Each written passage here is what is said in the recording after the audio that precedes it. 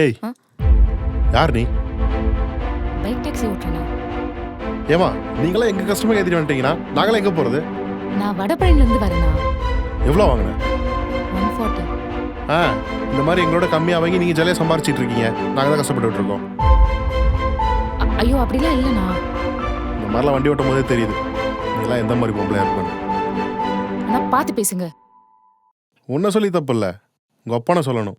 இந்த மாதிரி ரோட்டில் வண்டி ஓட்ட விட்டுருக்கான் பார். ஏன் அவனுக்கு வேலை இல்லையா? உன்னை ரோட்டில் அலைய விட்டுருக்கான். எனக்கு அப்பா இல்லை, ஏன் உங்கள் அம்மா? அம்மா இருக்காங்க. ஆ உங்கள் அம்மா உன்னை இந்த வேலையில் சேர்த்து விட்டு எங்களுக்கு தான் வேலையெல்லாம் பண்ணிட்டான். அண்ணா அப்படிலாம் இல்லைண்ணா. உன்னை இனிமே இந்த பக்கம் நான் பார்த்தேன். என்னடா பண்ணுவ? மேடம் மரியாதையாக பேசுங்க. நீ இவ்வளவு நேரம் அந்த பொண்ணுகிட்ட மரியாதையாவா பேசிட்டு இருந்த? சொல்றா. யார் நீங்க? இவளுக்கு எதுக்கு சப்போர்ட் பண்றீங்க? அந்த பொண்ணு யாரா வேணாலும் இருக்கட்டும், அவ பைக் ஓட்டுறதுல உனக்கு என்ன பிரச்சனை? எனக்கு கஸ்டமர் வர மாட்டேங்கிறாங்களே. அவங்க என்ன உனக்கு வர்ற கஸ்டமரை இழுத்து பிடிச்சு நிறுத்துறாங்களா? மக்கள் அவங்கள கூப்பிடுறாங்க, அவங்க போய் வேலை செய்யறாங்க. எங்களை விட கம்மி விலைக்கு வண்டி ஓட்டுறாங்க. அப்போ நாங்க என்ன பண்றது? அவங்க ஒன்னும் உன் அளவுக்கு அமௌண்ட் சொல்ல மாட்டாங்க. ஆப்ல என்ன அமௌண்ட் வருதோ அதை தான் வாங்குவாங்க. உனக்கு சண்டை பிடிக்கணும்னா ஆப்காரங்கிட்ட போய் சண்டை பிடிப்போ. எனக்கும் தெரியும், ஆனா அவங்க ஓட்டுறது எனக்கு பிடிக்கல.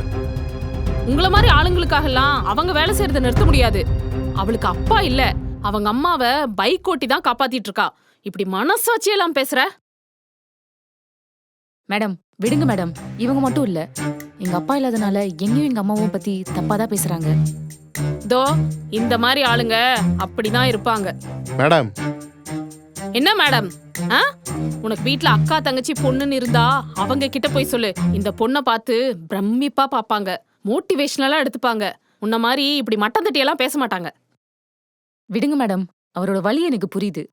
என்ன வழி இருக்கு? நாங்க பார்ட் டைமா தான் இந்த வேலை செய்றோம், ஆனா இவங்க ஃபுல் டைமா ஆட்டோ ஓட்டுறாங்க.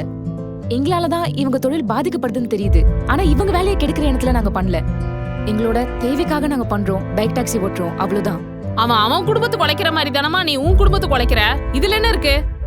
எங்களுக்கு ஒரு வேலை கிடைச்சா நாங்க இந்த வேலையை விட்டுருவோம், ஆனா இவங்க சாகுற வரைக்கும் இந்த வேலை தான் பார்க்க போறாங்க. அதனாலதான் இவ்வளவு கோவம் வருது. புரியுதுமா? டேய் நீயும் இந்த பொண்ணை பத்தி புரிஞ்சுக்கோ. புரியுதுமா, என்ன மன்னிச்சிரு.